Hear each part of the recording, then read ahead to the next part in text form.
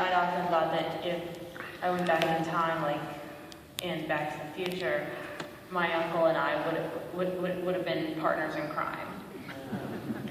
And I could have said, "Oh, wait till this movie comes out." And so I'd like to offer to all of you, may the Holy Spirit be with you, since we don't believe in the Force, and live long and prosper.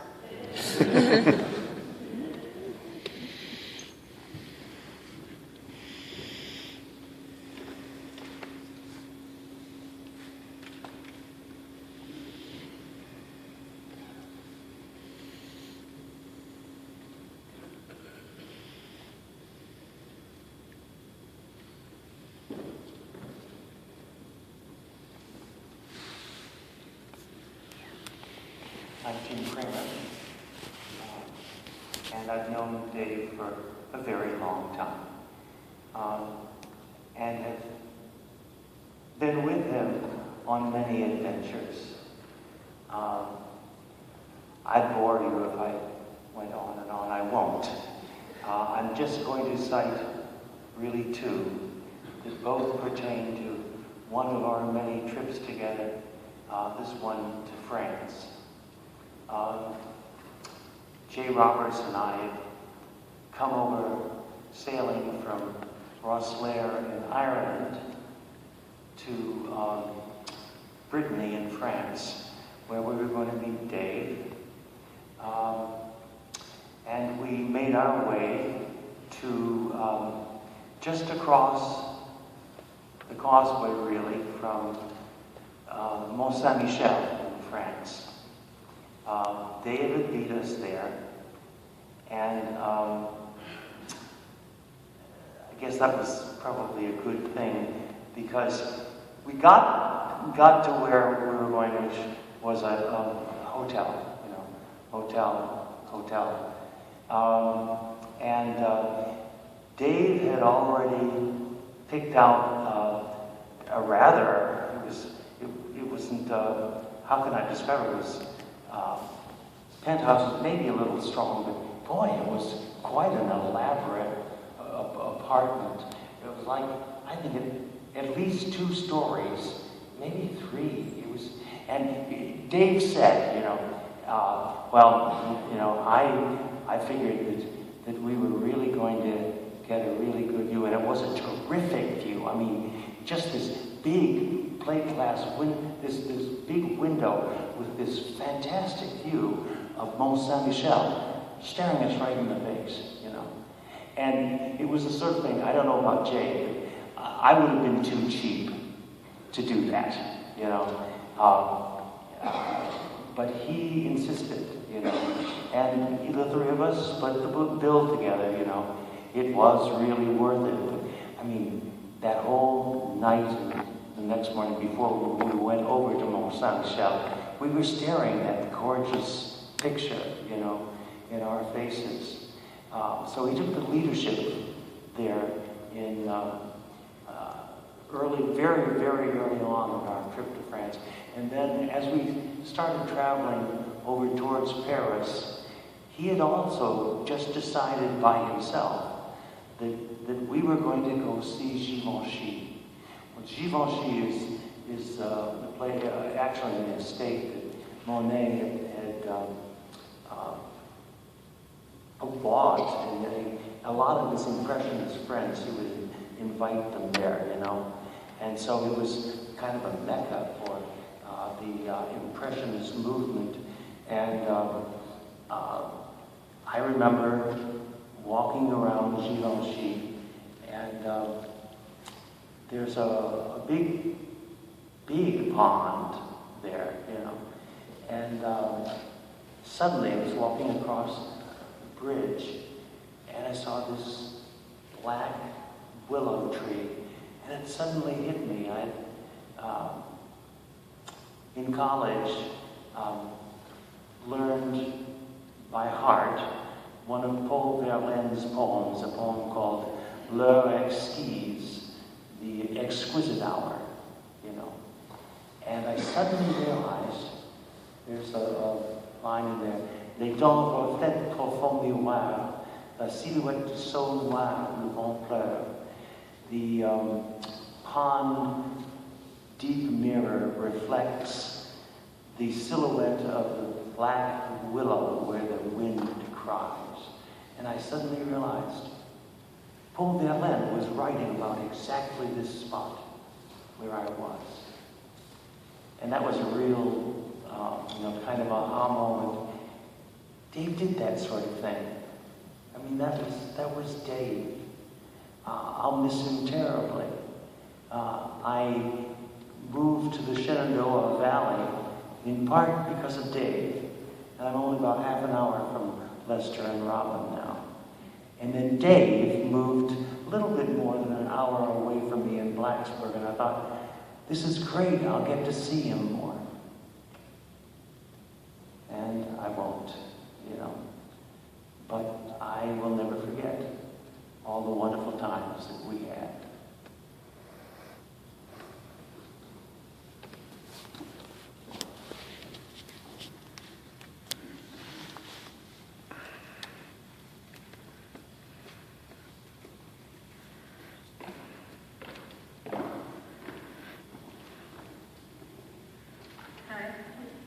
My name is Amber Boyer, and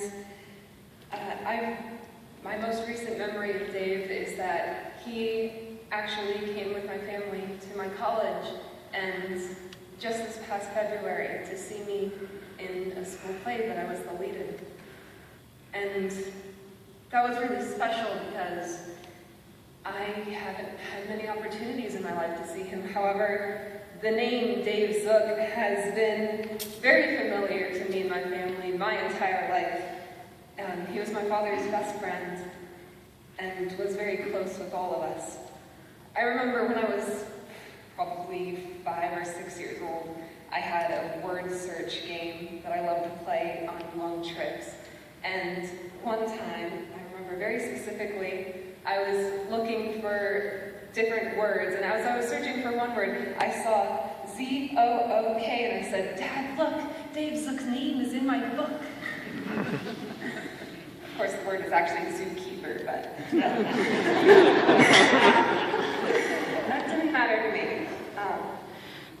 In fact, the name Zook is still very much a part of my daily life because I work in the business that my father created, and there's a program that Dave helped my father to create. My dad would say that the program is Dave Zook, and we call it Zookerism, and that's still very much a part of the business today. Recently, I was cleaning out an old box of memories and childhood books and things like that, and I found this. And it was just recently after we heard the news, and I was looking through this, and I'm going to share a chapter of Amber's book that I wrote when I was 5 years old, that my school thankfully published for me and gave to me. And it's a chapter, it's very short because I wrote it when I was 5. Chapter 4, Me and My Whole Family. And it says, I have a lot in my family. I have my grandmom and my grandpa. I have 7 cousins. One is named Emily and Shay. There's Dave Zook. There's Karen and Lance and Colin and Brandon and Amber. I like all my cousins. There is one baby. There is a 13-year-old and there is a 1-year-old. And so I believe very much that even though I've only gotten the opportunity to see Dave Zook occasionally through my life, his name will always be familiar to me and will always be remembered very fondly.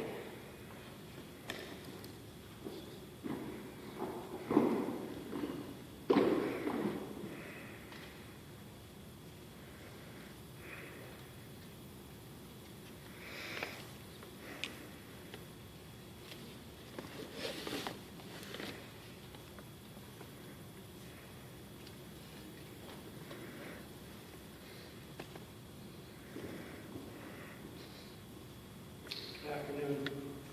I'm Wayne Schmoyer, and known Zook for a very long time.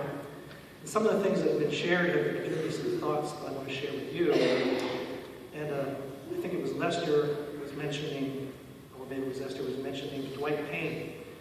And one of the ways that I think I got to be acquainted really closely with Dave is that I was failing calculus. I was in Dwight Payne's calculus class and I was not getting it. And Dwight used to read my work. He'd have me show him how I was working out a theorem or something in calculus.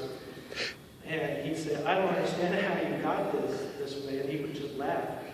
And at one point he said, I'm going to recommend you have a tutor. And that tutor was Dave Zook. And tutoring with Dave from calculus led to hanging out with Dave in the computer lab for hours and hours and hours. And Esther, you were mentioning it, he came home one day and he said, hey, you can play games against the computer. Well, Dave and I spent hours trying to write a game on that computer. We never finished it, like many projects Dave started, didn't get finished, but we worked on it for hours. It was called Xenoplane, if anybody ever heard of it, I highly doubt that. But he really worked a lot on that. He took an interest in your projects. There was a time at one point I was trying to create a unified theory of psychology. And he got wrapped up in that idea, and then when I had dropped the idea, he kept after me about it. Aren't you going to do anything with that? You really ought to do something with that. That could be a really big thing. And he kept, kind of encouraging me to do that. But I would say the thing I remember most about the years with Dave is the arguments. And these were good-natured arguments. These were philosophical arguments. We argued pretty much every year about whether or not there was such a thing as time, whether or not the universe was finite or infinite. And I thought after I got the news of his passing that now Dave knows the answers. He has beat me to the answers.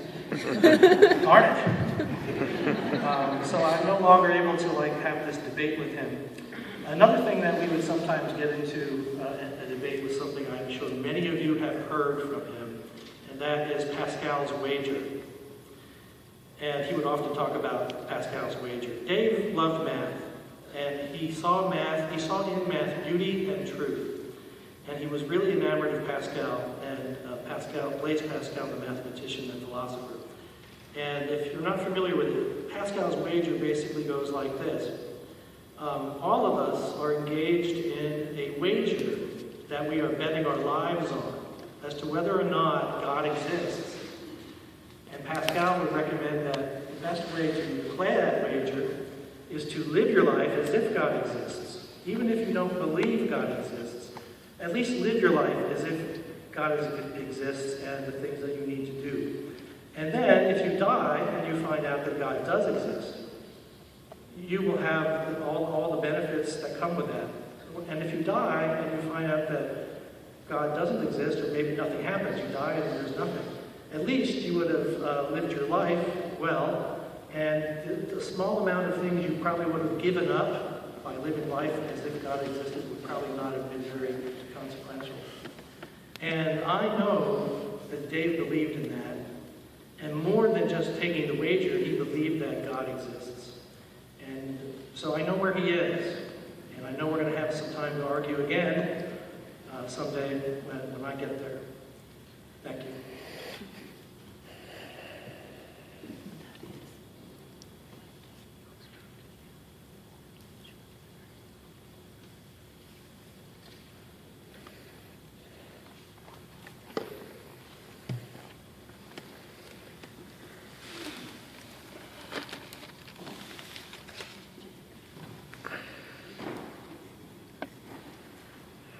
For those of you who don't know me, my name is Lance, and I graduated from SCI the same year as my friends Lester and Robin.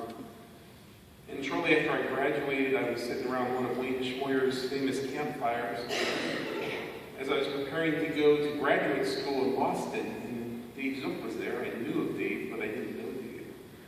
But at that moment, Dave and I realized we were both going to Boston because he had just gotten the job. And we determined that we were going to go live together along with Jay Roberts. And I had no way of knowing him.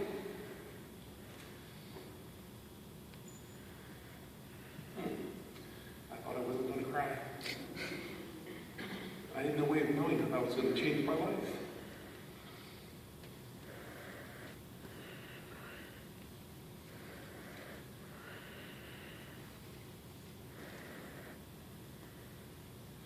aside from my wife Karen, Dave's the only other person that I consider a soulmate.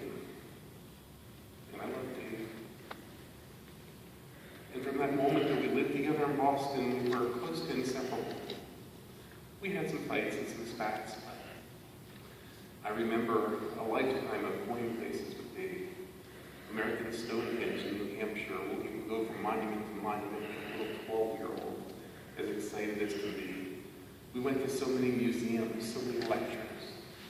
And with Dave, you never knew what it was that he was going to find interesting. And you never knew where the conversation was going to take you, just like everyone said. But there are other sides of Dave that no one mentioned today. Like, for example, I was sexually abused by Frank Vignano, who was leader in the Brethren Christ Church. And it took me many years to be able to come to terms with that and talk about that. And Dave was one of the first people I told. And I wrote up my experiences and I handed it to him and he read it.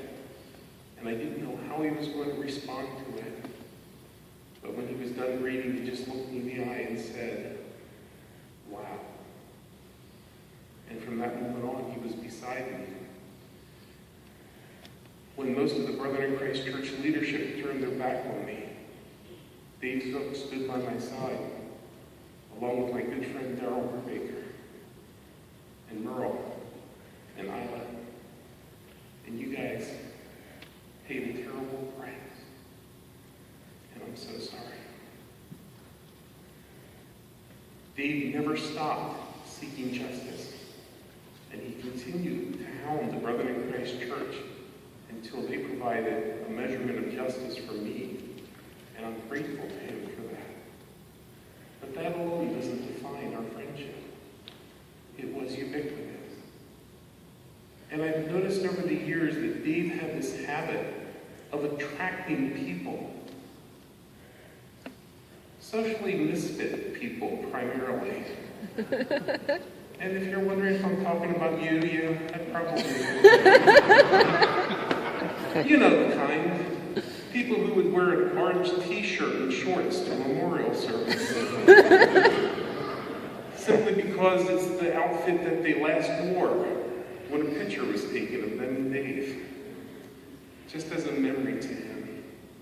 And I thought about what attracts these people to Dave, and I realized it's that Dave had this habit of only seeing the good, of only seeing the potential, of only seeing the humanity in every person. And people responded to that.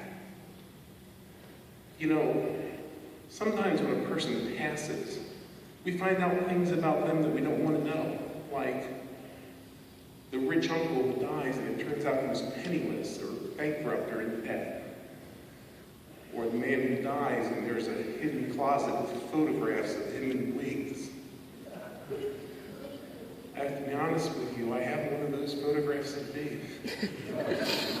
I thought it was going to be a secret, but Esther beat me to the punch. She wound up putting it up for everyone to see.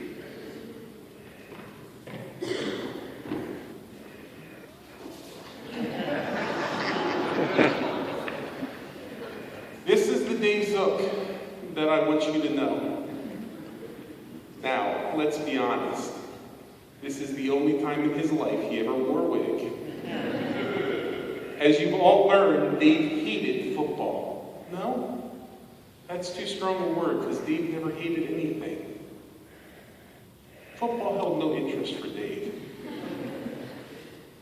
He was a member of Virginia Tech when he passed away, but to this day, he has no idea what a Hokie is. However, on this day when Alabama was playing my beloved Virginia Tech Hokies, he went with me to the Georgia Dome. He put on the wig that I offered him. He put on the shirt that I asked him to wear, and we got a picture. And somehow Esther found this picture and managed to put it up there for all you to see. But this is Dave. Whoever you are, he was there for you on your terms, and he was with you because he believed in you, he loved you, and he only saw the best in you. By the way, If this picture reminds you of Dave and inspires you, I want to give it to you after the service, just see me. But I want you to remember Dave for who he was. There's an old adage. I want to be the person that my dog thinks I am. If there's something you take away from today, my advice to you is be the person that Dave Zook saw you as.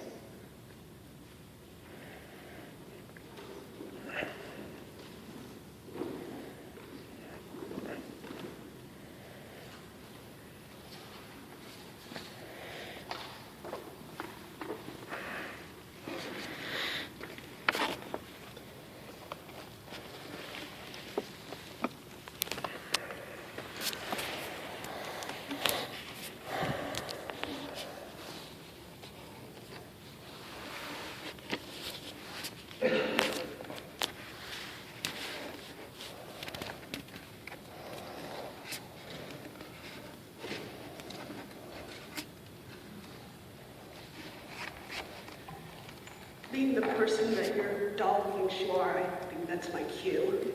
This is Rhoda, and I'm Susie Raffensperger, and I've known Dave, pardon me, and Esther and Lester for years. And Dave was a very special person to me. I think over the years I grew closer to Dave. Over the past couple of years, we really connected not only in our fellowship group, at the Smoyers, but also on Facebook. Dave and I challenged each other in the Christian faith. We talked about things. We shared our faith. We grew in our faith together. And one of the things I said to Wayne on Facebook today is that it's not goodbye, it's that we'll see each other later. Thanks.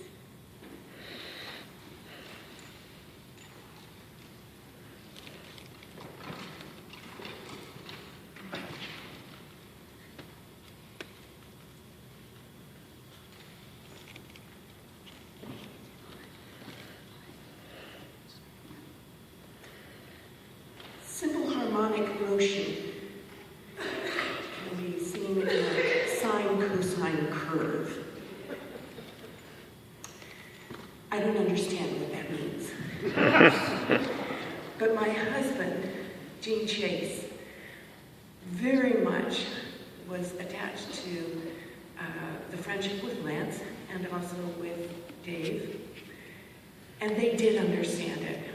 They understood lots of things, and I remember having Dave over at our house for dinner, and the joy that my husband would have in being able to talk with somebody who did understand those things. I know enough about harmonic motion, though, to know that there was a great harmony between Dave and his family and his friends, and for that I'm thankful. My husband was not able to be here today. He's in Canada, attending a math conference, probably talking about things like harmonic motion. And I'm sure if David had a choice, funeral or math conference, he'd probably choose the math conference.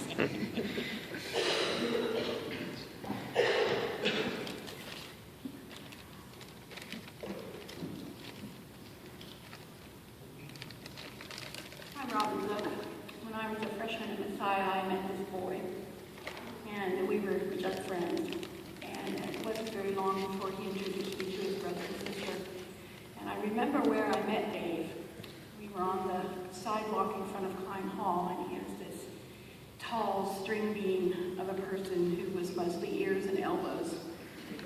And I looked from him to Lester, and it took me a minute to know, you're sure this is your brother? But he really was his brother, and it didn't take long before I recognized some things in both of them. I would say that both of them are the kindest men I have ever known, and the most completely humble men I've ever known. Both of them are very happy in their own skin. And those are things that I loved about Lester at first, and there are things that I grew to love about Dave as well. Dave was also my math tutor, but not for very long. He was trying to help me through statistics. I think it was probably my second time through the class. When I had Dr. Lawyer, if you remembered him, and he strangely reminded me of Lurch and scared me a little bit. And I remember telling Dave that, and he said, oh, but he's brilliant. And I said, okay, but I don't understand a single thing he says. And so Dave said, well, that's okay, I can help you with this. So we sat down in the library together, and he very earnestly went through all the things that I had heard in class that day, and I just didn't understand it. And so he very patiently explained it all to me again, and I didn't understand it. And he very patiently explained it to me again, and probably several more times after that, and I still didn't understand it. And finally he just looked at me and he said, your brain just doesn't work this way. And I said, that's what I've been telling you. And he gave up, and he still told me for years that I was the only person he'd ever given up on tutoring for math. But whenever he would come to visit, it was always a joy to have him in the house. And I always reminded him, every time we'd see him, I'd say, you know that our home is your home, and that anytime you can come anytime. You don't need to call ahead. Our home is your home. And I would always try and make a nice meal when he came, because he was unfailingly complimentary about my cooking, which really isn't that good, but he thought it was, which Lester thinks so too, so it must be a Zook thing. And he was always like, that was so good. Oh, I always enjoyed, I know I'm going to get a good meal when I come home to your place. And he would offer to wash the dishes. And he and Lester would sit in the living room, and they'd talk and talk and talk. And then Lester, who was an early bird, would go to bed. But Dave and I were night owls, and so we would set up another hour or two and talk. So I'd like let them have their time to talk, and then it was my turn to talk to Dave. And he was a wonderful listener. And he was fun, and we would talk about music. We didn't talk about math, but we'd talk about music. And we'd talk about just things we loved. And then when we had kids, Dave was such a great uncle. Our kids took to him right from the start. He never talked down to them. I can remember him sitting at this tiny little kids' table we had in our family room with Ethan beside him and Katie nearby before the others were big enough. And very seriously helping Ethan make a computer out of an egg carton, a paper towel roll, I think a shoebox, and a bunch of other assorted paper things. And they were very seriously going about putting together the computer motor and the keyboard, and the egg carton was the keyboard. And he was just happy as a clam sitting there with these two preschoolers building a computer. He always had time to listen to them. They knew before Christmas that when Uncle Dave called, they had to leave the room because we were going to be talking about Christmas presents. And he knew what each of them liked. He knew what each of them was interested in and was enthusiastic about. And he made an effort to always gear his gifts and his conversation with them to what they were interested in, because he loved them. I will miss him terribly. The last time we talked together was about 2 weeks before he passed. And he had come up here to Esther's place, and I brought Mary up the next day and left her here at school, and then he and I drove back to Harrisonburg together. And what was supposed to be a 3-hour drive down the 81 turned into a 5-hour drive because the traffic was horrible. We talked nonstop the whole way, and I just treasure that. And what I remember most about that conversation is his love for Christ and his desire that Christ be the center of his life, and his devotion to the Lord and to following the Lord, and just his desire that everyone know that that was the most important thing in his life. So I'll just leave you with that.